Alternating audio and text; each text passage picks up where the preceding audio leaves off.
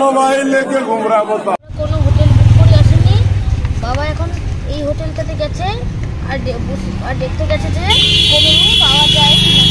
কোনো রুম পাওয়া যায় কিনা। আমাদের ভুল হয়ে গেছে, আমরা কোনো হোটেল বুক করে আসিনি বলে এখানে কোনো রুম ফাঁকা নেই, তাই জন্য আরেকটা হোটেলে যাচ্ছি। আমার বাবা দেখতে গেছে যে এখানে কোনো রুম ফাঁকা পাওয়া যায় কিনা। চলো। প্রচুর হোটেল খোঁজার পর একটা হোটেল পাওয়া গেছে যার নাম হোটেল পারাসার। হোটেলটা বৈদ্যনাথ ধাম মন্দিরের একদমই কাছে, বাজারের মধ্যে। হোটেলটা খুব ভালো লোকেশনে, কিন্তু হোটেলটার কোনো মেনটেনেন্স নেই। এই হোটেলটায় আমি কাউকে থাকতে সাজেস্ট করব না।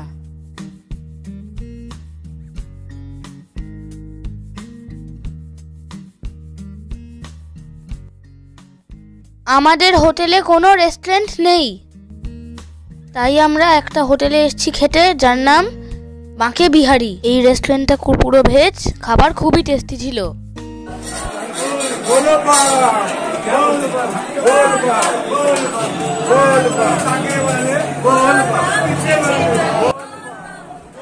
আমি আগেই বলেছিলাম যে আমাদের হোটেলের কাছেই মন্দির, তাই আমরা সকালে হেঁটে হেঁটে মন্দিরে চলে এলাম।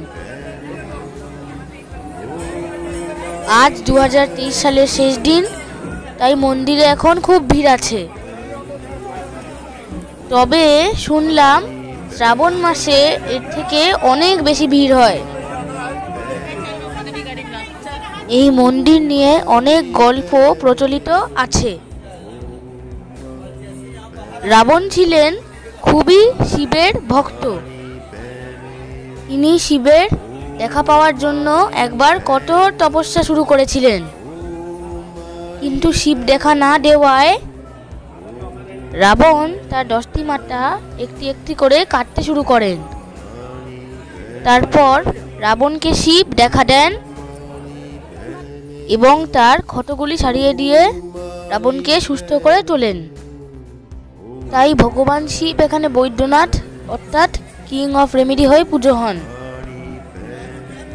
সামনে স্ক্রিনে যে বড় মন্দিরটি দেখতে পাচ্ছ, এটাই হলো বৈদ্যনাথ ধামের মন্দির। এখানে যেমন দ্বাদশ শিবলিঙ্গের একটি শিবলিঙ্গ আছে, তেমনি এখানে একটি সতীপীঠও আছে। মা সতীর হৃদয় এখানে পড়েছিল। মা সতী এখানে একটি পাথরে পূজিতা হন। এই মন্দির ভোর 4টে থেকে রাত্রি 9টা অবধি খোলা থাকে। শিবের মাথায় জল ঢালতে গেলে সকালেই আসতে হবে। এছাড়াও সন্ধ্যে 6টার সময় শৃঙ্গার দর্শন করা যায়।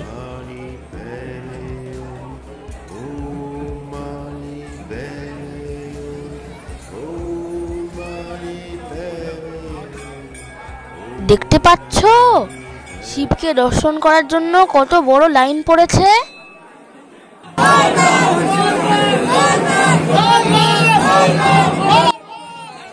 রাত 2-3টে থেকে মানুষজন লাইন দিয়ে আছে পুজো দেবার জন্য। তবে এখানে 300 টাকার ভিআইপি টিকিট কেটে দিয়েও পুজো দেবার ব্যবস্থা আছে। তবে ভিআইপি লাইনও মন্দির চত্বরে এসে মেন লাইনের সাথে মিশে যাচ্ছে। অনেকের সাথেই কথা বলে জানলাম তারা 6-7 ঘন্টা লাইনে দাঁড়িয়ে তবে পুজো দিতে পেরেছেন। তাই ভগবান দর্শনের ইচ্ছাকে মনের মধ্যে সাহিত্য রেখেই এলাম এই মন্দিরের পিছনের কুণ্ডতে পুজো দিতে। স্ক্রিনে যে মন্দিরটা দেখতে পাচ্ছ তোমরা, এটাই হলো মা পার্বতীর মন্দির। এই মন্দিরে পুজো দেওয়ারও কি বিশাল লাইন দেখো। বিকেলে আবার চেষ্টা করব যদি মন্দিরে প্রবেশ করা যায়। আজকে দেওঘরের সাইক্লিং শুরু করছি। কিন্তু সামনে দাঁড়িয়ে আছে অটো।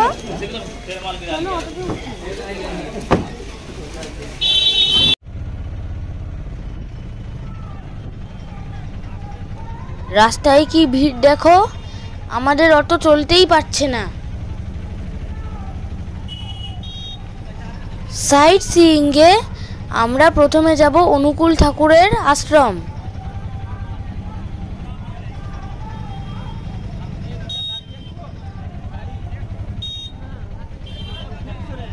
আশ্রমের গেটে দুধারেই রয়েছে প্রচুর দোকান। সেখানে জামা কাপড়, ঠাকুরের ছবি, পুজোর সরঞ্জাম সবই পাওয়া যাচ্ছে।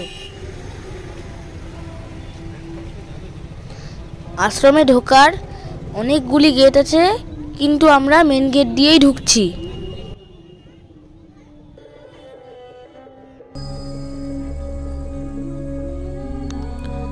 সৎসাং আশ্রমের গেট দিয়ে যেই ঢুকলাম, এক অদ্ভুত আধ্যাত্মিক ভাব আমার মনকে ঘিরে ধরল।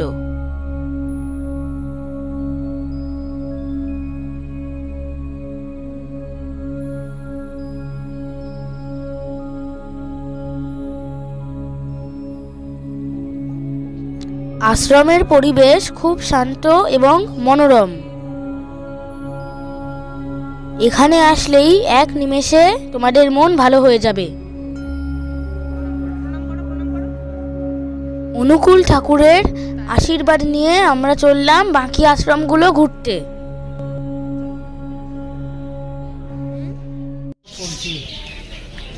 এখানে একটা ছোটখাটো চিড়িয়াখানা আছে। সবুজ গাছের মধ্যে দিয়ে হাঁটা, সাথে পাখিদের কলরব পরিবেশটাকে ভরিয়ে রেখেছে।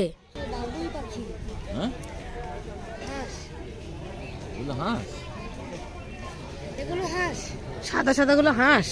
হ্যাঁ, ও বাবুই পাখি।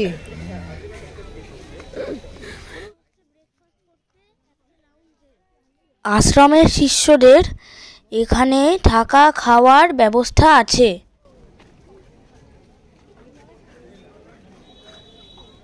আমাদের এখনো ব্রেকফাস্টই করা হয়নি, তাই চললাম রাস্তার ধারের একটা দোকানে ব্রেকফাস্ট করতে। আমি নিয়েছিলাম লুচি, আলুর দম আর একটা চপ।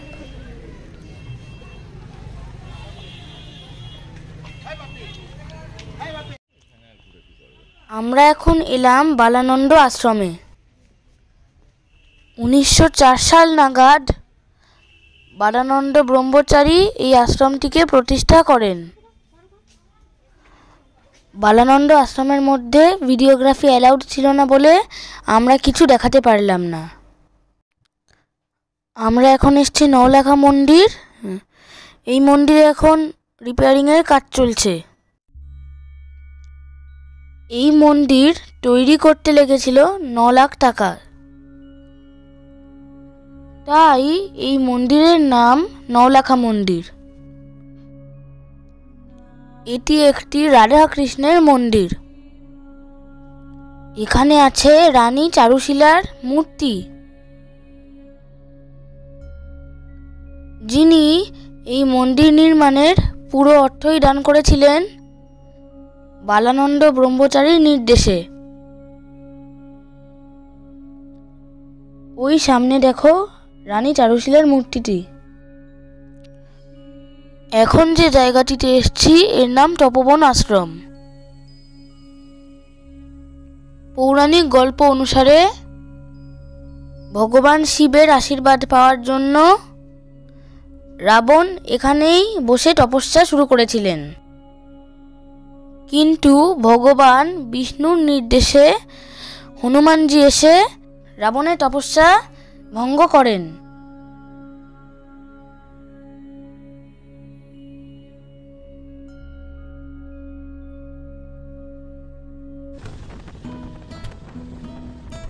আমরা এখন চলেছি ত্রিকুট পাহাড় দেখতে।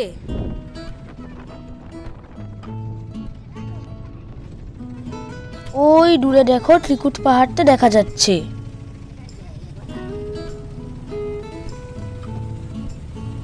যেই ট্রেন লাইনটা তোমরা স্ক্রিনে দেখতে পাচ্ছ, এটা চলে যাচ্ছে ঝাড়খণ্ডের দুমকা বা গোড্ডার দিকে। ত্রিকুট পাহাড় নিয়ে অনেক গল্প প্রচলিত আছে। ত্রিকুট কথার অর্থ তিনটি চূড়া, যা ত্রিমূর্তি অর্থাৎ ব্রহ্মা বিষ্ণু মহেশ্বরকে বোঝাচ্ছে। গল্প অনুসারে রাবণ একটি শিবলিঙ্গ নিয়ে লঙ্কায় যাচ্ছিলেন। সেই সময় কিছুক্ষণের জন্য তিনি এই পাহাড়ে বিশ্রাম নেন। আবার অনেকের মতে রাবণ এই পাহাড়ে বসে শিবের জন্য তপস্যা করেছিলেন। পাহাড়ে ওঠার জন্য একটু এনার্জি চাই তো, তাই দেওঘরের বিখ্যাত মিষ্টি প্যারা খেলাম।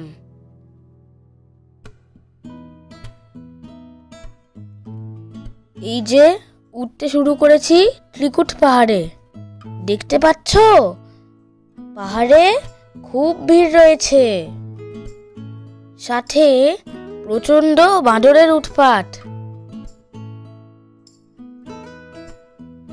খুব সাবধান, এখানে একবার আমার মা পড়ে গেছিল।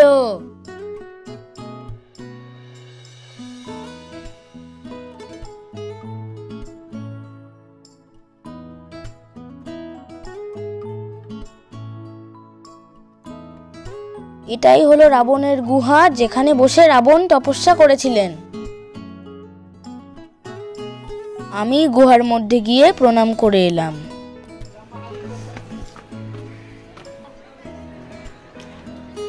বাবু সাবধান, ওখান দিয়ে যেতে পারবি না তুই।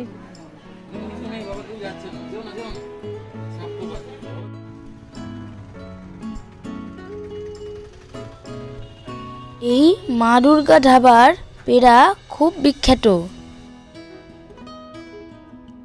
এখানে পেড়া তৈরিও হচ্ছে ও সাথে সাথে বিক্রিও হচ্ছে। আমি এখান থেকে 1.5 কেজি পেড়া কিনেছিলাম। সবচেয়ে ভালো পেড়াটা 360 টাকা করে কেজি। তোমরা দেওঘরে আসলে পেড়া কিন্তু মিস করবে না, অবশ্যই মিস করবে না। পেড়াটা খাবে।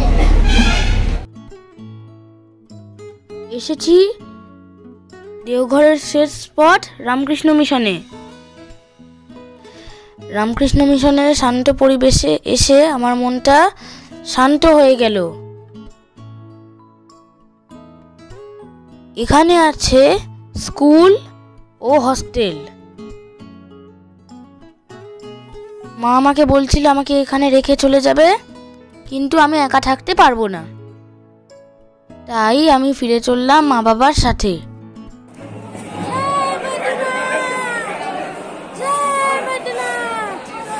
সকালে এসেছি, দর্শন করা গেল না, আবার এখন এলাম, দেখি দর্শন করা যায় কিনা। চলো।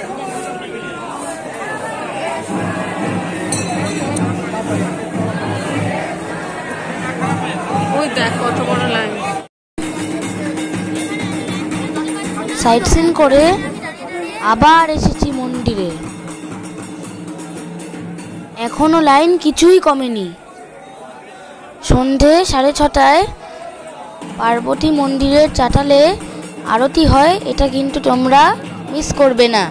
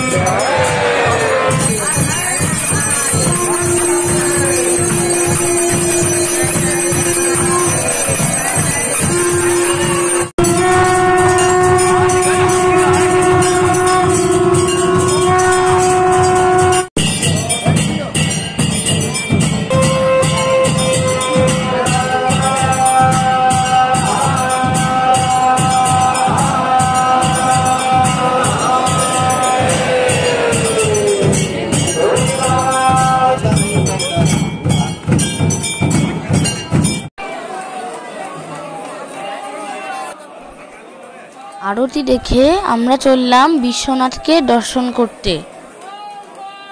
এখানে লাইন দেওয়ার ব্যবস্থাটা একবার ভালো করে দেখো। এই লাইনে ঢুকলে আর কিন্তু বেরোতে পারবে না।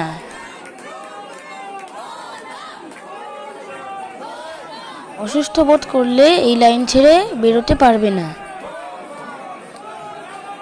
একটা জায়গায় অনেক মানুষ লাইন দিয়েছে যে সাফোকেশন হচ্ছিল। চলো আমরা এখন বৈদ্যনাথের রাজবেশ দর্শন করি।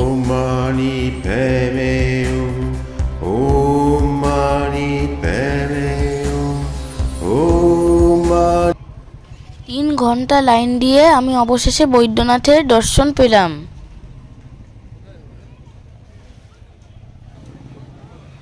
এখন আমি চলেছি ডিনার করতে, কারণ কালকে অনেক ভোরবেলায় ট্রেন আছে। তোমরা ভিডিওটা দেখো, অবশ্যই আমার চ্যানেলটা সাবস্ক্রাইব করে দিও। যদি সাবস্ক্রাইব করো তাহলে আমি আরও ভালো ভিডিও বানাবো। টাটা, খুব শিগগিরই নিয়ে আসছি পরবর্তী ব্লগ।